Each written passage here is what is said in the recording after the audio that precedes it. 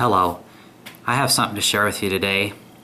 And first off, I want to say that every single false, wicked, perverse doctrine that comes down the pike has its origins in the Catholic Church. When you trace it all back, work it back to its origination, it goes back to the mother whore of Babylon. Now, I recently did a video series entitled No Women in Heaven, where I discussed false teaching of Bryan Denlinger, who states that there's not going to be any women in heaven. I thought, of course, that was a very unusual, bizarre thing. A lot of false teaching from him that I brought to light. There's a lot of controversy. Some of you folks that really like Bryan Denlinger, you're not going to listen anyways. But for those of you who are kind of new to him and you think you might want to listen, well, I had one of my subscribers, who I'm not going to name, but they sent me some information. And I was not aware of this before, but there was a false, heretical, non-canon book entitled The Gospel of Thomas. It consists of 114 verses.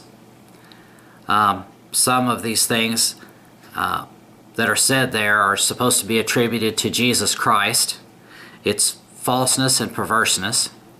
As best as I can tell, the earliest manuscripts of it was talked about in 340 AD, and it was unearthed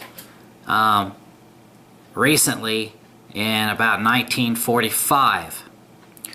Now,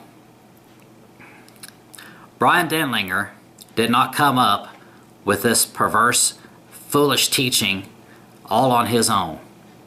The Bible says there is nothing new under the sun, and the Gnostics way back in the day that Paul and the other apostles warned us against, they had already been fighting these kind of people. So, what I'm going to read is from the false Gospel of Thomas, and you can draw your own conclusions about it. Gospel of Thomas, verse 114. Simon Peter said to them, "Make Mary leave us, for females don't deserve life." Jesus said, "Look, I will guide her to make her male, so that she too may become a living spirit resembling you males. For every female who makes herself male will enter the kingdom of heaven." So there you go. That wasn't a Bryan Denlinger original thought. Now I could draw some conclusions, and I could throw out there that Bryan Denlinger is some kind of secret Jesuit agent, like he does with Steven Anderson all day long,